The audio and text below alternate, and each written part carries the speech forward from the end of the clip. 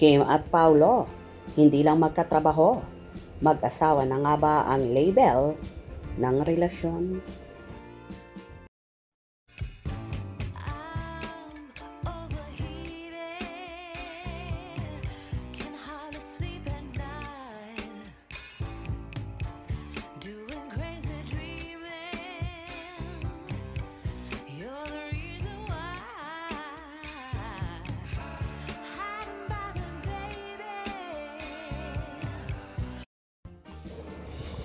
Wala na ngang makatitinag pa at makakapaghiwalay sa pagmamahala ng perfect couple na sina Kim Chiu at Paolo Avellino.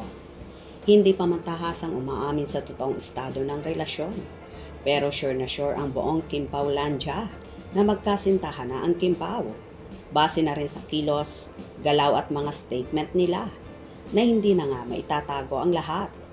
Bagamat ayaw pa nilang tuluyang isa publiko ang kanilang relasyon, panatag naman ang kanilang fandom na maayos. Masayang nagmamahalan ang Kim Pao dahil kitang-kita naman sa mga simpleng gestures nila on and off camera na kusang lumalabas. Ayon pa nga sa ilang fanay, tila to the highest level na nga ang samahan ng Kim Pao nang iba ay sinasabing mag-asawa na ang galawan at peg ni na Kim at Paolo. Hindi na basta magkatrabaho. Ang pinakamatinding komento na lumabas matapos ang balitang ito ay ang pagiging mag-asawa na kung ituring sina Paolo at Kimi. Aba, mag-asawa na iyan. Hindi na basta katrabaho at kaibigan lang. Ang pahayag na mabilis kumalat at nakapukaw ng damdamin ng mga fans. Ang pag-alis nila na pasimple at paglakad-lakad sa mall para mamili ng sapatos ay tila daily routine na ng isang mag-asawa. Natural, komportable at puno ng pagmamahalan. Ang kawalan ng pressure na mag-ingat sa mata ng publiko habang sila ay nasa Canada ay nagbigay daan upang masaksihan ng lahat ang kanilang sweetness na walang halong acting or script. Ito ang natural na chemistry na pilit hinahanap at kinikilala ng kanilang tagahanga.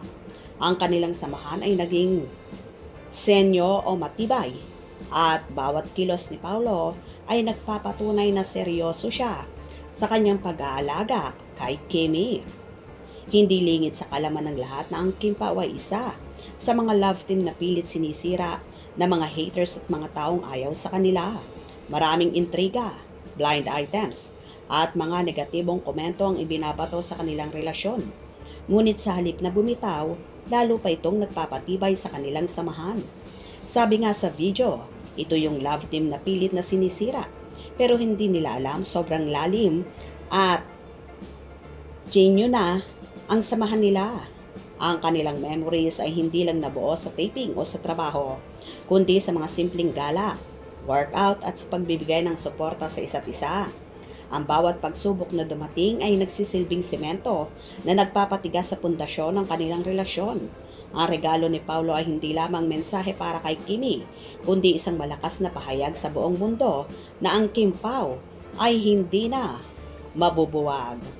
Ang balita tungkol sa running shoes ay agad nagdulot ng kilig at matinding emosyon sa mga Kim Pao fans. Ang mga komento ay umaapaw sa pasasalamat at pagmamahal. Agree kaming lahat. Nagiging emosyon ng mga fans. Every time na may ganitong balita, ang isa sa mga komento na nagpapakita ng solidarity ng kanilang mga tagahanga. Sila ay nagpapasalamat kay Paolo sa love at effort na ibinibigay niya upang mapasaya si Kimi. Ang kanilang fanbase ay naninindigan na hindi sila magsasawa at araw-arawin namin kayong ipagtatanggol at susuportahan, mamahalin. Ang loyalty na ito ay nagmumula sa katotohanan na ang Kim Pao ay nagbibigay ng inspirasyon sa maraming Pilipino na maniwala pa rin sa tunay at tapat na pag-ibig. Ang relasyon nila ay naging isang beacon ng pag-asa. Well, kahit naman sino ay makakapagpatunay kung gaano ka-sweetness ang Kim Pao na kahit nga ang mga katrabaho nila ay ikinakanta ang totoong estado ni na Kim at Paolo na tila mag-asawa na nga ang peg. Hope you enjoyed.